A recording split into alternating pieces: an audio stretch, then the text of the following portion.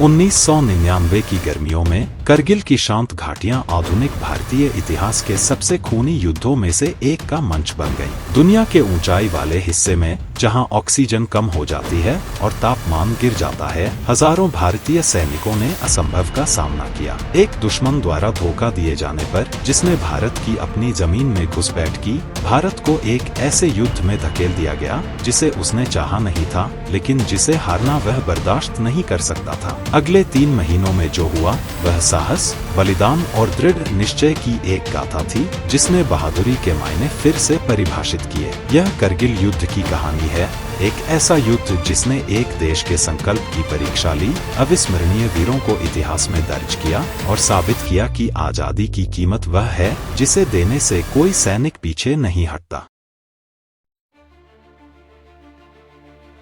1971 दक्षिण एशिया के इतिहास में दर्ज एक ऐसा साल जिसने इस क्षेत्र की आत्मा को झकझोर दिया। भारत पाक युद्ध भारत की निर्णायक जीत के साथ समाप्त हुआ, जिसने उपमहाद्वीप के नक्शे को हमेशा के लिए बदल दिया। पाकिस्तान को अपमानजनक हार का सामना करना पड़ा। 93,000 सैनिकों ने आत्मसमर्पण किया और एक नया राष्ट्र बांग्लादेश अस्तित्व में आया। भारत के लिए यह दृढ़ता की विजय थी, पाकिस्तान के लिए एक ऐसा घाव जो कभी नहीं भर पाया। इस हार के मलबे के बीच खड़ा था एक युवा अधिकारी, परवेज मुशर्रफ। उसके लिए यह केवल एक सैन्य हार नहीं थी, यह उसकी मातृभूमि के गर्व पर लगी चोट थी। जैसे आग के बाद अंगारे सुलगते रहते हैं, वैसे ही उसकी नाराजगी अंदर ही अंदर सुलग रही थी, सही समय पर भड़कने के लिए। 1984 में बदले की इस आग को फिर हवा मिली। भारत ने ऑपरेशन मेघदूत शुरू किया और सियाचिन ग्लेशियर पर कब्जा कर लिया।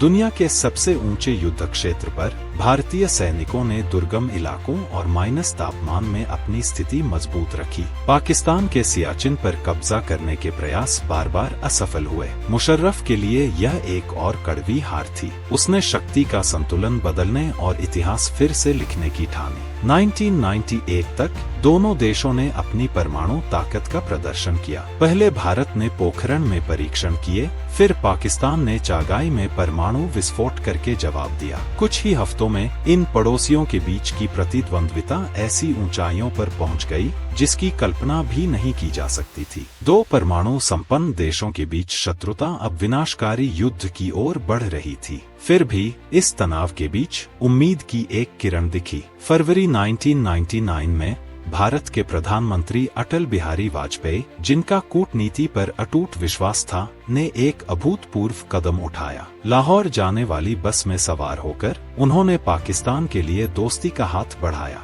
वहां पाकिस्तानी प्रधानमंत्री नवाज शरीफ के साथ उन्होंने लाहौर घोषणा पर हस्ताक्षर किए, एक ऐतिहासिक समझौता जो तनाव कम करने और दोनों देशों के बीच पुल बनाने के उद्देश्य से किया गया। लेकिन शांति के इस वादे की स्याही सूखने से पहले ही धोखे की साजिश रचाई जा रही थी। शरीफ को बिना बताए पाकिस्तान की सेना पहले ही इस नाजुक संधि के खिलाफ साजिश कर रही थी। अब पाकिस्तान का सेनाध्यक्ष बन चुके मुशर्रफ ने एक साहसिक और गुप्त ऑपरेशन बद्र की योजना बनाई। इसका लक्ष्य था भारतीय क्षेत्र करगिल में घुसपैठ करना, रणनीतिक चोटियों पर कब्जा जमाना और सियाचिन की सप्लाई लाइन काट देना। करगिल की बर्फ से ढकी पहाड़ियां युद्ध का मैदान बन गईं। मुशर्रफ को विश्वास था कि इन ऊंचाइयों पर कब्जा करके वह भारत को झुका सकता है और कश्मीर पर उसकी पकड़ कमजोर कर सकता है। लेकिन उसे यह एहसास नहीं था कि उसका यह विश्वासघात एक तूफान को जन्म देगा, एक ऐसा युद्ध जो एक राष्ट्र की हिम्मत और उसके सैनिकों के संकल्प की परीक्षा लेगा। शांति की आड़ में युद्ध के बीज बो दिए गए थे।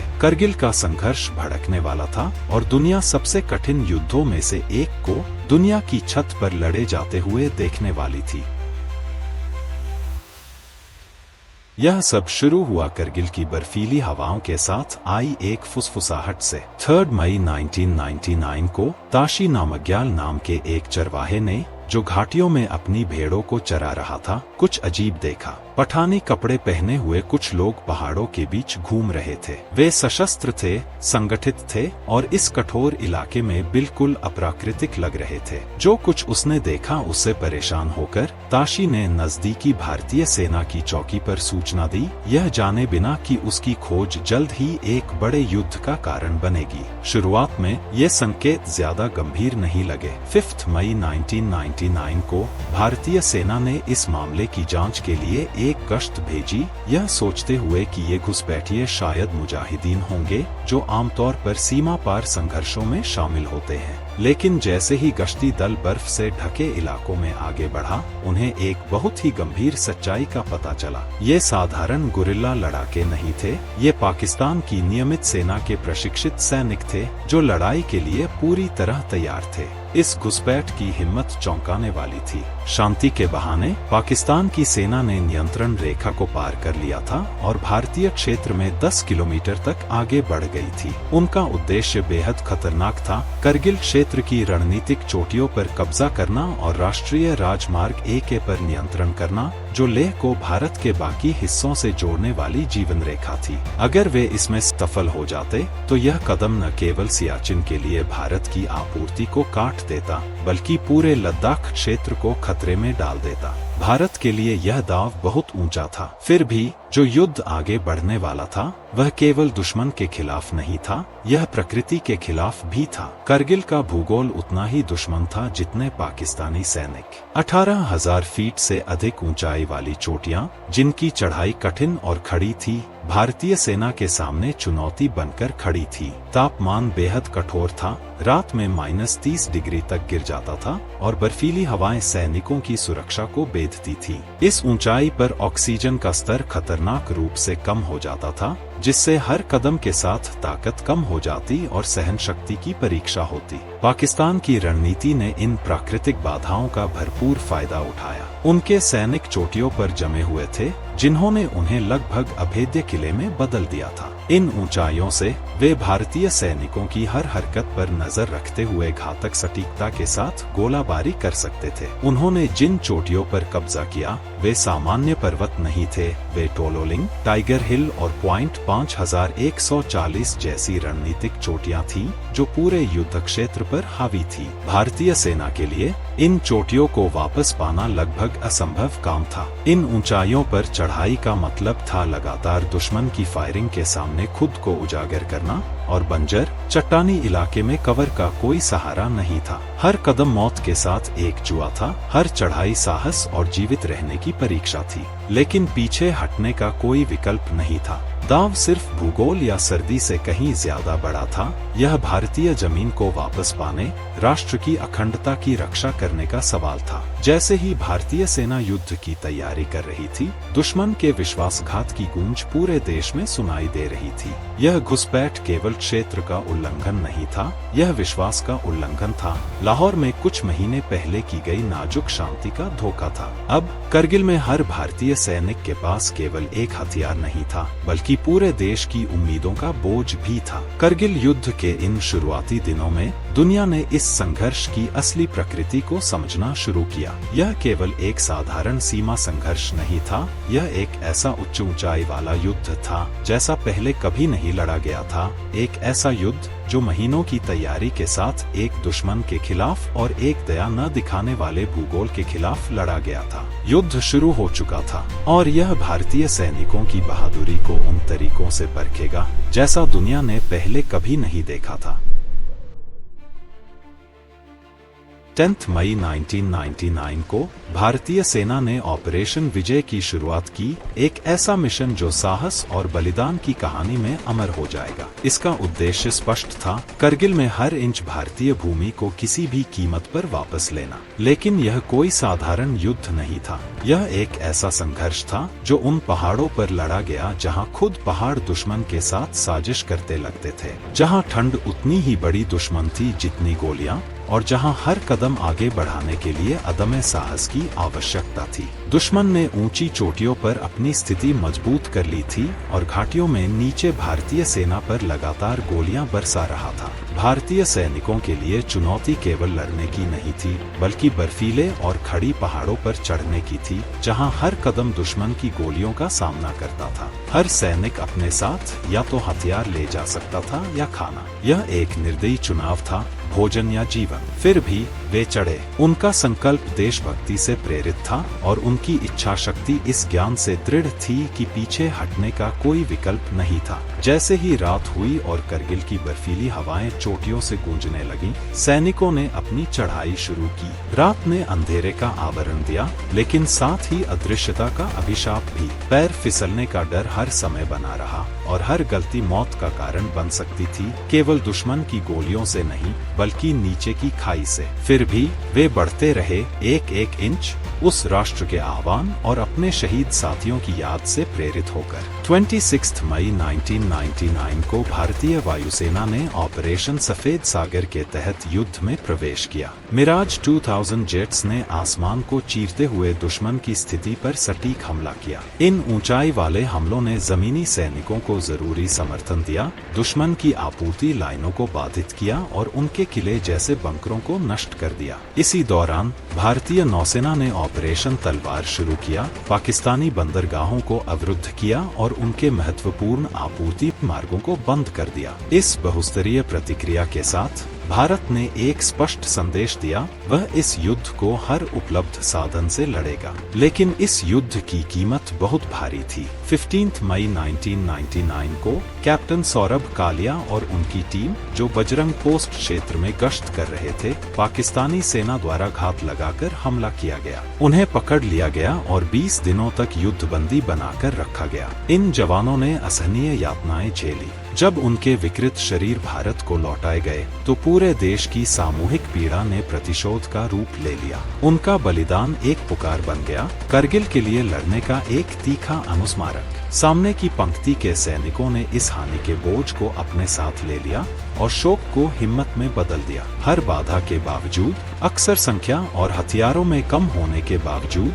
उन्होंने चोटियों पर चढ़ाई की, पूरी तरह से जानते हुए कि वहां दुश्मन उनके इंतजार में खड़ा है। फिर भी ये कोई साधारण लोग नहीं थे, ये वे नायक थे जिनकी वीरता ने उनके पीछे आने वालों के लिए रास्ता बनाया। जैसे जैसे ऑपरेशन विजय आगे बढ़ा, करगिल की पहाड़ियां अतुलनीय साहस की कहानियों की गवाह बनी। सैनिक जिन्होंने दुश्मन की आग के बीच पहाड़ों की चढ़ाई की, वायुसेना के पायलट जिन्होंने घातक हवाई क्षेत्र में मिशन उड़ाए, नौसेना के अधिकारी जिन्होंने दुश्मन के भागने के रास्ते काट दिए।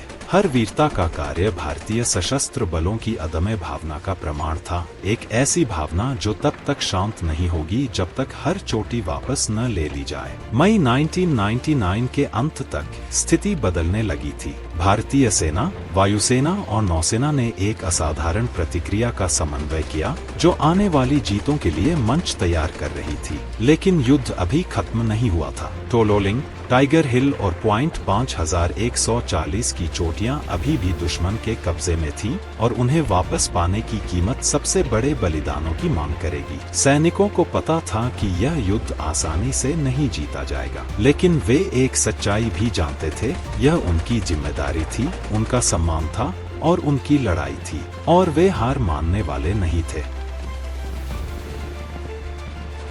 जून 1999, करगिल का युद्ध एक निर्णायक चरण में प्रवेश कर चुका था। दुश्मन द्वारा कब्जा की गई चोटियों में से एक सबसे बड़ी चुनौती बनकर खड़ी थी टोलोलिंग। यह चोटी NH-A का वह राजमार्ग जो लद्दाख को भारत के बाकी हिस्सों से जोड़ता था, को देखती थी। टोलोलिंग सिर्फ एक पहाड़ नहीं था, यह एक प्रवेश द्वार था और दुश्मन इसे अच्छी तरह जानता था। पाकिस्तानी सैनिकों ने इस चोटी को फायर और स्टील के गढ़ में बदल दिया था। टोलोलिंग को वापस पाने का मिशन मिशन मेजर राजेश अधिकारी और उनके जवानों को सौंपा गया। मेजर अधिकारी ने सामने से नेतृत्व किया, यह जानते हुए कि असफलता की कीमत कितनी बड़ी होगी। 13 जून 1999 को जब सूरज बर्फीली चोटियों के पीछे छिप रहा था, भारतीय सैनिकों ने चढ़ाई शुरू की। दुश्मन की गोलियों से हवा गूंज रही थी, हर गोली उस खतरे की याद दिला रही थी जो उनके सामने था। लेकिन पीछे मुड़ने का कोई सवाल नहीं था। इंच दर इंच उन्होंने ठंड, थकान और दुश्मन के लगातार हमलों के खिलाफ संघर्ष किया। चोटी पर पास से लड़ाई शुरू हुई, हाथों हाथ की लड़ाई जिसने इंसानों को योद्धा और सैनिकों को दंतकथाओं का हिस्सा बना दिया। मेजर अधिकारी जो लड़ाई के केंद्र में थे, वीरता से लड़े जब तक कि वह घातक रूप से घायल नहीं हो गए। उनका बलिदान उनके जवानों के लिए साहस का प्रतीक बन गया। उनके उदाहरण से प्रेरित होकर भारतीय सैनिकों ने आगे बढ़ना जारी रखा। कठिन लड़ाई के दिनों के बाद आखिरकार टोलोलिंग भारतीय हाथों में थी। इस जीत ने पूरे देश को उत्साहित कर दिया, मनोबल बढ़ाया और साबित किया कि जब साहस का साथ हो तो कोई भी चोटी असंभव नहीं है। लेकिन युद्ध खत्म होने से दूर था। टोलोलिंग के गिरने के बाद एक और महत्वपूर्ण स्थान सामने था, पॉइंट 5140, एक रणनीतिक ऊंचाई जो दुश्मन के कब्जे में थी। इसे वापस पाने का कार्य कैप्टन विक्रम बत्रा को सौंपा गया, जिनका नाम जल्द ही वीरता का पर्याय बन जाएगा। शेर शाह के नाम से मशहूर कैप्टन बत्रा ने युद्ध के सबसे साहसी मिशनों में से एक का नेतृत्व किया। 20 जून 1999 को अंधेरे की आड़ में बत्रा और उनके जवानों ने हमला शुरू किया। चढ़ाई खतरनाक थी, दुश्मन पूरी तरह से तैयार था, लेकिन बत्रा अडिग थे। अपने अदम्य साहस और रणनीतिक कौशल के साथ उन्होंने और उनकी टीम ने आगे बढ़ते हुए नजदीकी लड़ाई में बंकर पर बंकर साफ किया। पूरी रात लड़ाई चलती रही, हर इंच जमीन खून और दृढ़ संकल्प से हासिल की गई। जैसे ही सुबह की पहली किरण चोटियों पर पड़ी, पॉइंट 5140 वापस भारतीय नियंत्रण में था। कब्जा की गई चोटी पर खड़े होकर कैप्टन बत्रा ने पूरे देश में गूंजने वाला एक संदेश दिया, यह दिल मांगे मोर। यह सिर्फ एक बयान नहीं था, यह एक अडिग संकल्प की घोषणा थी। पॉइंट 5140 पर जीत ने युद्ध में एक महत्वपूर्ण मोड़ ला दिया, दुश्मन का आत्मविश्वास तोड़ दिया और भारतीय सैनिकों को आगे बढ़ने के लिए प्रेरित किया। जब टोलोलिंग और पॉइंट 5140 के लिए लड़ाई चल रही थी, तब एक और चोटी करगिल का प्रतीक बन गई थी, टाइगर हिल। 16,700 फीट की ऊंचाई पर स्थित यह क्षेत्र पर हावी थी, दुश्मन को भारतीय गतिविधियों पर नजर रखने के लिए एक अद्वितीय दृष्टिकोण प्रदान करती थी। टाइगर हिल को वापस पाना केवल रणनीतिक आवश्यकता नहीं थी, यह राष्ट्रीय गौरव का विषय था। 3 जुलाई 1999 को भारतीय सैनिकों ने बहुदिशात्मक हमला शुरू किया। एक टीम ने सामने से हमला किया, जबकि लेफ्टिनेंट बलवंत सिंह के नेतृत्व में दूसरी टीम ने पश्चिमी ओर की लगभग सीधी चट्टानों पर चढ़ाई की। यह एक ऐसा काम था जिसे संभव मानने वाले बहुत कम थे।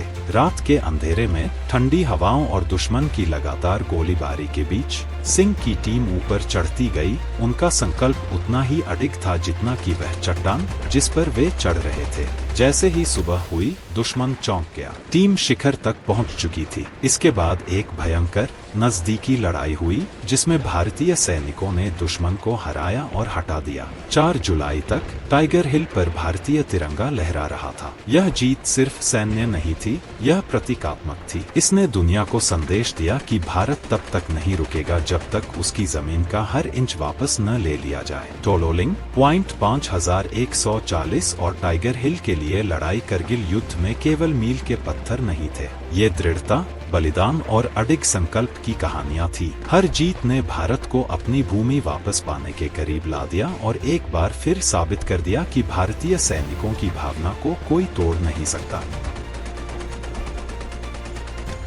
भारतीय वायुसेना ने करगिल युद्ध में एक महत्वपूर्ण भूमिका निभाई, यह साबित करते हुए कि भारत की संप्रभुता के लिए लड़ाई केवल जमीन पर ही नहीं बल्कि आसमान में भी लड़ी गई। जब सैनिक दुश्मन की गोलाबारी और खतरनाक पहाड़ी इलाकों का सामना कर रहे थे, वायुसेना उनकी ढाल, उनकी तलवार और उनका सहारा बनी। 20 मई 1999 भारतीय वायुसेना करगिल के आसमान में दहाड़ते हुए पहुंची और ऑपरेशन सफेद सागर की शुरुआत की। यह मिशन दुनिया के सबसे ऊंचे युद्ध क्षेत्र में हवाई युद्ध की परिभाषा को बदलने वाला था। सटीक निर्देशित हथियारों से लैस मिराज 2000 जेट्स बर्फीली चोटियों के ऊपर उड़ान भरते हुए दुश्मन के मजबूत बंकरों को निशाना बना रहे थे। यह काम जितना खतरनाक था उतना ही जरूरी भी उन जमीनी सैनिकों को समर्थन देना जो लगातार गोलाबारी का सामना कर रहे थे और दुश्मन के ठिकानों को नष्ट करना। मिराज 2000 ने अपनी सटीकता के साथ दुश्मन की मजबूत स्थिति को पूरी तरह से तबाह कर दिया। हर हमला केवल एक आक्रमण नहीं था, यह उन सैनिकों के लिए जीवन रेखा थी जो चोटियों पर चढ़ाई कर रहे थे। इस युद्ध में जहां हर लाभ मायने रखता था, वहां वायुसेना ने जीत की दिशा को बदल दिया। करगिल के आसमान खुद एक युद्ध क्षेत्र बन गए और भारतीय वायुसेना के पायलट इसके अग्रणी योद्धा थे। लेकिन आसमान भी अपने खतरे लेकर आए। 28 मई 1999 को फ्लाइट लेफ्टिनेंट नचिकेता, जो बटालिक के ऊपर एक साहसिक मिशन के दौरान मिग-27 उड़ा रहे थे, दुश्मन द्वारा मार गिराए गए। पाकिस्तानी सेना ने उन्हें पकड़ लिया और उनकी किस्मत ने पूरे देश को सांस रोकने पर मजबूर कर दिया। कई दिनों तक चले तनावपूर्ण वार्तालाप के बाद बढ़ते अंतर्राष्ट्रीय दबाव के कारण नचिकेता को वापस लौटाया गया। बंदी के दौरान उनके साहस ने करगिल में सामने आ रही वीरता की कहानी में एक और अध्याय जोड़ दिया। बमबारी और हवाई हमलों से परे वायुसेना ने एक और महत्वपूर्ण भूमिका निभाई, मिशन की जीवन रेखा को बनाए रखा। ट्रांसपोर्ट एयरक्राफ्ट ने उन सैनिकों के लिए आवश्यक सामान गिराए जो असंभव ऊंचाइयों पर चढ़ रहे थे और युद्ध में घायल हुए सैनिकों को युद्ध क्षेत्र से बाहर निकाला। सेना के साथ यह सटीक समन्वय यह सुनिश्चित करता रहा कि हर स्थिति में फ्रंटलाइन कभी छोड़ी न जाए। करगिल के कठोर इलाकों में भारतीय वायुसेना वह ताकत बनी जिसने युद्ध की दिशा बदली, यह साबित करते हुए कि जीत केवल जमीन पर ही नहीं बल्कि आसमान में भी हासिल होती है। भारतीय नौसेना ने करगिल युद्ध में एक महत्वपूर्ण भूमिका निभाई, यह सुनिश्चित करते हुए कि लड़ाई केवल पहाड़ों तक सीमित न रहे बल्कि समुद्र तक भी फैले। जब सैनिक बर्फीली चोटियों पर वीरता से लड़ रहे थे और वायुसेना आसमान पर हावी थी, नौसेना ने चुपचाप अपनी पकड़ मजबूत कर ली, यह सुनिश्चित करते हुए कि पाकिस्तान की आपूर्ति लाइनों को पूरी तरह से काट दिया जाए। जून 1999 में नौसेना ने ऑपरेशन तलवार शुरू किया, एक रणनीतिक अभियान जिसने पाकिस्तान की अर्थव्यवस्था और युद्ध मशीन को घुटनों पर ला दिया। भारतीय नौसेना ने तेजी से कार्रवाई करते हुए पाकिस्तानी बंदरगाहों को घेर लिया, महत्वपूर्ण आपूर्ति मार्गों को काट दिया और तेल के शिपमेंट को रोक दिया जो दुश्मन के संचालन के लिए आवश्यक थे। हर गुजरते दिन के साथ यह घेरा और कसता गया, पाकिस्तान की सेना को बनाए रखने की क्षमता को कुचलते हुए। दबाव तत्काल और विनाशकारी था। पाकिस्तान का बेड़ा भारतीय नौसेना की जबरदस्त ताकत को देखते हुए मकरान तट की ओर पीछे हट गया, जो संघर्ष क्षेत्र से काफी दूर था। यह केवल एक रणनीतिक हार नहीं थी, यह समुद्र में हार का प्रतीकात्मक स्वीकार था। आपूर्ति के बिना पाकिस्तान की रसद क्षमताएं चरमरा गईं, जिससे करगिल में उनकी सेना अलग थलग और कमजोर हो गई। ऑपरेशन तलवार ने साबित कर दिया कि जीत केवल युद्ध के मैदान की गर्मी में ही नहीं बल्कि उन सटीक हमलों में भी हासिल की जाती है जो यह सुनिश्चित करते हैं कि दुश्मन के पास भागने की कोई जगह न बचे। करगिल युद्ध केवल भारत की उत्तरी सीमाओं की बर्फीली चोटियों पर नहीं लड़ा गया, इसकी गूंज पूरी दुनिया में सुनाई दी और यह वैश्विक शक्तियों का ध्यान आकर्षित करने में सफल रहा। इतिहास में पहली बार 2 परमाणु हथियार संपन्न राष्ट्र पूर्ण पैमाने पर युद्ध के कगार पर खड़े थे। दांव इससे ज्यादा ऊंचा कभी नहीं हो सकता था। जैसे जैसे संघर्ष बढ़ा, खबरें आईं कि पाकिस्तान अपने परमाणु हथियारों को तैनात कर रहा है। दुनिया ने सांसें थाम ली, यह सोचकर कि कहीं यह परमाणु टकराव न बन जाए जो इस क्षेत्र और उससे आगे विनाश ला सकता था। अमेरिका राष्ट्रपति बिल क्लिंटन के नेतृत्व में इन गंभीर परिस्थितियों पर विशेष ध्यान दे रहा था। CIA की खुफिया रिपोर्टों ने पाकिस्तान में परमाणु हथियारों की मूवमेंट की पुष्टि की, जिसके बाद अमेरिका ने इस्लामाबाद पर गहरा राजनयिक दबाव बनाया और आगाह किया कि अगर यह तनाव और बढ़ा तो इसके परिणाम विनाशकारी होंगे। युद्ध के मैदान में अलग थलग और बढ़ती अंतर्राष्ट्रीय जांच के तहत पाकिस्तान के प्रधानमंत्री नवाज शरीफ ने अमेरिका से हस्तक्षेप की अपील की। 4 जुलाई 1999 को उन्होंने राष्ट्रपति क्लिंटन से मुलाकात की और समर्थन के लिए विनती की, लेकिन क्लिंटन का जवाब स्पष्ट था, जब तक पाकिस्तान अपनी सेना को बिना शर्त वापस नहीं बुलाता तब तक कोई बातचीत नहीं होगी। संदेश साफ था, पाकिस्तान की आक्रामक घुसपैठ को कोई अंतर्राष्ट्रीय समर्थन नहीं मिलेगा। राजनीतिक और सैन्य रूप से घिरे शरीफ ने सेना को पीछे हटाने पर सहमति व्यक्त की। पाकिस्तान ने इस युद्ध को भारत की स्थिति कमजोर करने की उम्मीद में शुरू किया था, लेकिन अब यह उनकी वैश्विक स्तर पर अलग थलग होने की गवाही बन गया। करगिल केवल भारत की सैन्य जीत नहीं थी, यह एक कूटनीतिक जीत भी थी। अंतर्राष्ट्रीय समुदाय ने भारत के सही पक्ष को पहचाना और पाकिस्तान पर दबाव बनाने के लिए एकजुट हो गया, यह सुनिश्चित करते हुए कि करगिल के ऊंचे युद्ध क्षेत्रों में न्याय की जीत हो।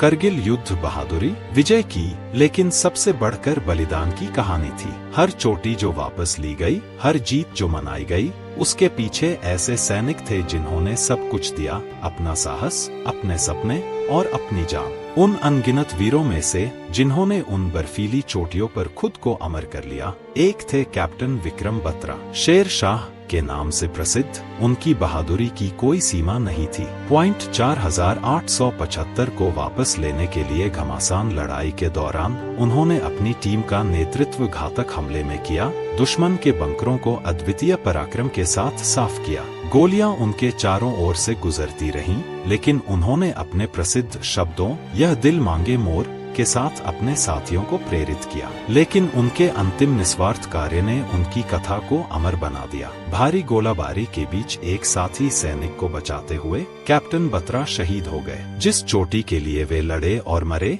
अब उनका नाम बत्रा टॉप है, उनके जीवन का प्रमाण जो दूसरों के लिए जिया गया। कैप्टन अनुज नायर, एक और युवा अधिकारी जिनका संकल्प अडिग था, ने अपने जवानों का नेतृत्व पॉइंट 4875 पर दुश्मन की मजबूत स्थिति के खिलाफ किया। अदम्य दृढ़ संकल्प के साथ उन्होंने दुश्मन के बंकरों को तबाह कर दिया और मशीन गनों को खामोश कर दिया। उनका साहस युद्ध की दिशा बदलने वाला साबित हुआ, लेकिन इसकी कीमत उनकी जान थी। उनकी कुर्बानी जीत की कीमत थी, जो उन्होंने बिना हिचकिचाहट चुकाई। वे अकेले नहीं थे। लेफ्टिनेंट मनोज कुमार पांडे, मेजर राजेश अधिकारी और अनगिनत अन्य ने अडिग वीरता के साथ लड़ाई लड़ी, असंभव बाधाओं के बावजूद आगे बढ़े। इनमें से कई को मरणोपरांत परमवीर चक्र, भारत का सर्वोच्च सैन्य सम्मान, दिया गया। उनके नाम अमर हो गए, उनकी कहानियां एक आभारी राष्ट्र की आत्मा में दर्ज हो गईं। इन वीरों के बलिदान हमें याद दिलाते हैं कि स्वतंत्रता मुफ्त नहीं है। यह उन लोगों के खून और साहस से अर्जित होती है जो पीछे हटने से इनकार करते हैं, भले ही इसकी कीमत उनकी अपनी जान हो। जुलाई 1999 के मध्य तक युद्ध का रुख पूरी तरह से भारत के पक्ष में बदल चुका था। भारतीय सेना ने अपनी दृढ़ता, बलिदान और अडिग संकल्प के जरिए करगिल की रणनीतिक चोटियों को वापस हासिल कर लिया था। लगातार तोपों की फायरिंग और सटीक हमलों के साथ भारतीय बलों ने पाकिस्तान की मजबूत रक्षा पंक्तियों को तहस-नहस कर दिया। अंतर्राष्ट्रीय दबाव बढ़ता गया और पाकिस्तान, जो अब राजनयिक और सैन्य रूप से घिर चुका था, के पास पीछे हटने के अलावा कोई विकल्प नहीं बचा। 14 जुलाई 1999 को विजयी भारतीय सेना की निगरानी में पाकिस्तान की सेना ने अपनी वापसी शुरू की। यह अनिच्छा से लिया गया कदम था, एक कड़वा स्वीकार, एक असफल जुआ, जिसने उन्हें केवल सैनिकों की जान ही नहीं बल्कि वैश्विक मंच पर उनकी साख भी गंवाई। भारत के लिए यह केवल एक सैन्य जीत नहीं थी, यह उसके सम्मान की बहाली थी, उसकी संप्रभुता की रक्षा थी और दुनिया को यह संदेश था कि भारत की सीमाएं अटूट हैं। 26 जुलाई 1999 तक युद्ध आधिकारिक रूप से समाप्त हो चुका था। करगिल, टोलोलिंग, टाइगर हिल और बत्रा टॉप की चोटियां फिर से भारतीय तिरंगे के नीचे थीं। उनकी बर्फीली चोटियां भारतीय सैनिकों के साहस और बलिदान की कहानियां हमेशा के लिए समेटे हुए थी। प्रधानमंत्री अटल बिहारी वाजपेयी ने इस अभियान को एक शानदार सफलता घोषित किया। 26 जुलाई को करगिल विजय दिवस के रूप में मनाया जाने लगा, एक दिन जो शहीदों का सम्मान करने, बहादुरों का जश्न मनाने और दुनिया को याद दिलाने के लिए है कि जब भारत की परीक्षा ली जाती है तो उसका संकल्प अटूट रहता है। जीत हमारी हुई, लेकिन इसकी कीमत ऐसी थी जिसे हमेशा याद रखा जाएगा। एक कीमत जो उन लोगों ने चुकाई जिन्होंने अपने राष्ट्र के लिए सब कुछ देने की हिम्मत की। करगिल युद्ध ने पाकिस्तान को ऐसी हार दी जो उसकी सैन्य महत्वाकांक्षाओं और अंतर्राष्ट्रीय साख दोनों पर भारी पड़ी। करगिल से पीछे हटना उसकी असफल घुसपैठ और शांति प्रयासों के साथ किए गए विश्वासघात का सार्वजनिक स्वीकार था। वैश्विक मंच पर पाकिस्तान अलग थलग पड़ गया, उसकी दोहरी चालों का पर्दाफाश हो गया। अमेरिका सहित उसके प्रमुख सहयोगियों के साथ संबंध खराब हो गए, क्योंकि दुनिया ने उसकी उकसावे वाली हरकतों की निंदा की। युद्ध के बाद पाकिस्तान अंदरूनी उथल पुथल में फंस गया। अक्टूबर 1999 तक करगिल संघर्ष के सूत्रधार जनरल परवेज मुशर्रफ ने प्रधानमंत्री नवाज शरीफ को के सत्ता से बेदखल कर दिया, जिससे देश और अधिक अस्थिरता में डूब गया। जिसे एक रणनीतिक जीत के रूप में देखा गया था, वह पाकिस्तान के सैन्य और राजनीतिक परिदृश्य पर एक स्थायी दाग बन गया। भारत के लिए करगिल एक चेतावनी थी। इसने सतर्कता बढ़ाने, बेहतर खुफिया तंत्र और ऊंचाई वाले युद्धों की तैयारी की आवश्यकता को उजागर किया।